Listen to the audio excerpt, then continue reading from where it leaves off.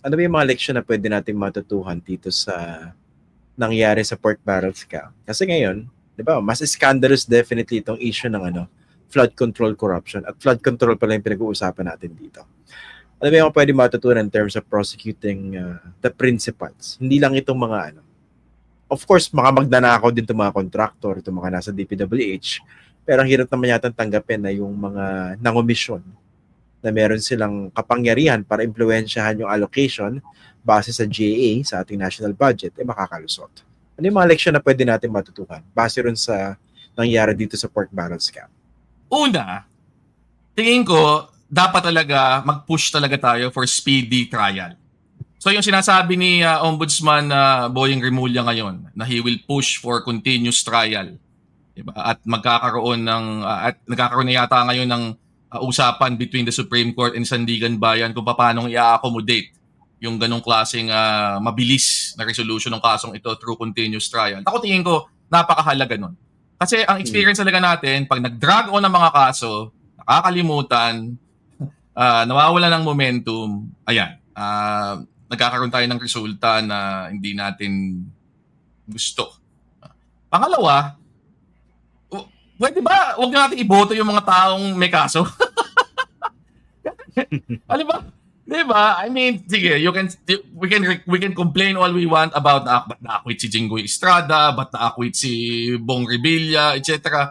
Pero bago pa na-acquit si Bong Revilla at si Jinggoy Estrada, nananalo na ng eleksyon yan eh. Binoboto uli eh.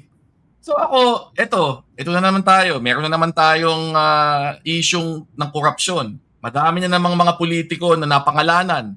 Madami sa mga napangalanan, actually napangalanan na before sa mga ibang mga isyung ito.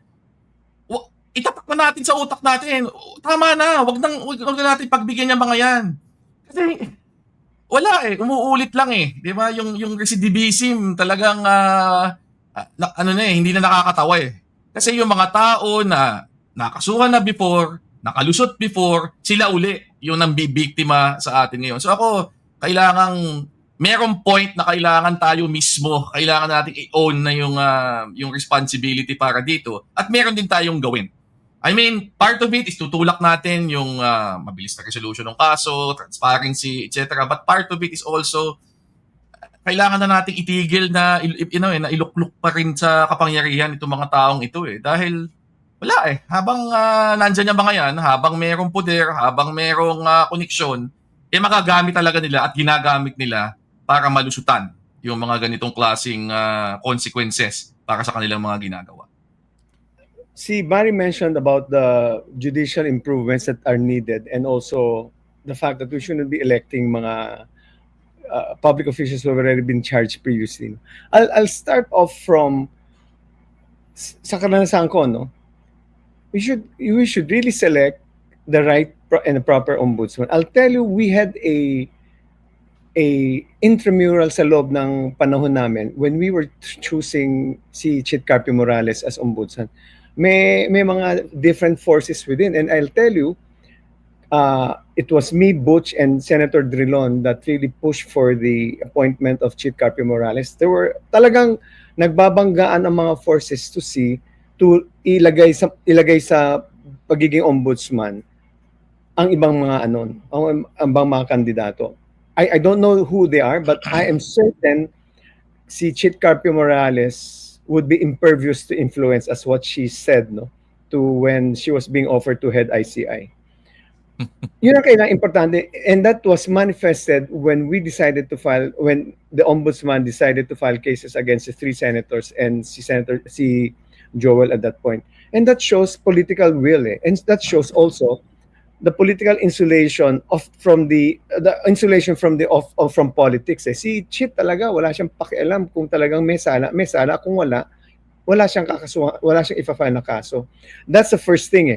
Kaya kita mo, when there was a change of ombudsman, talagang naging malamya ang office of the ombudsman. So that's important for us to choose the right ombudsman. And above that, we should learn to choose a president who will really lead us in the straight and narrow path. Kasi power is so tempting that being president is so tempting. Oh. Being a cabinet secretary is so tempting. I was told one time, ang tanga mo, hindi ka gumawa ng pera. I distinctly remember someone telling me that. So, Sino but, nagsabi? Taga-cabinet din po ba? hindi taga-cabinet. Pero, Senador alam ni ba? Barry, sino nagkwento I think I told you Barry eh. But, yung talagang ganun ka, ang tingin nila pag nasa pwesto ka na, sa poder ka na, opportunities to make money. And that's why we have to really select. Sabi nga ni Barry, not to elect corrupt, may mga kaso na, talagang wag na tayo election time is really a time wherein they try to buy your votes. But at the same time, this is your right. This is your only right that you can compel the congressman, the senator, and the presidential wannabe, you listen to me. And our minimum requirement should be, dapat matino ka. The sufferings that we're experiencing now, the flood control scam that we're having right now, are all products of a electoral system infected with corruption because the people are forced to sell their votes. Kasi nga sa kahirapan eh. If you have a good president, economy does well, we can minimize corruption eh. Doon pa lang sa umpisa pa lang mahirap na talaga eh. It's a very challenging job. It's a very challenging ang magtrabaho sa gobyerno, pero ang daming tentasyon talaga, ang daming temptation doon. Kaya kailangan natin isang matinong ombudsman kasi there will always be temptation in positions of power, regardless of whether in the private or the public sector. But more so in the public sector because it's the citizens who the citizens are the ones paying our salaries, funding the entire government, party funding the entire government. Kaya ang hirap talagang nangyayari ngayon sa flood control scam na ngayon nararamdaman nila ang sakit talaga nangyayari sa kanila. Kaya ngayon mas galit ang tao. Nung panahon namin, 83, nagrarally kami kasi sobrang corruption din sa panahon ni Marcos eh. At saka sobrang abuso sa human rights. Talagang ganyan katindi, I think mas matindi. Right now, araw-araw may nag-walk out ng mga estudyante sa classroom. Kami, nag-walk out kami sa law school na ako. Sa umaga, nagrarally kami. Sa gabi, papasok kami sa eskwela. Pero ganun talaga yung tindi ng galit ng panahon na yun. And I think we should really, tama na to, let's not go through the cycle of 12 years of corruption and then 6 years of a good government and then babalik tayo sa corruption. Parang sana matuto yan. And I think we should really, for the next election, we should really elect someone na walang bahid ng corruption. Yan na lang ang pinaka-minimum requirement. From that, it goes down to selecting the right ombudsman, improving the judiciary, improving the legislative people, and fixing the whole broken system. Kaya nga may sinabi ako, kailangan natin ng disruptor sa government natin ngayon eh. Kailangan natin ng disruptor as a president.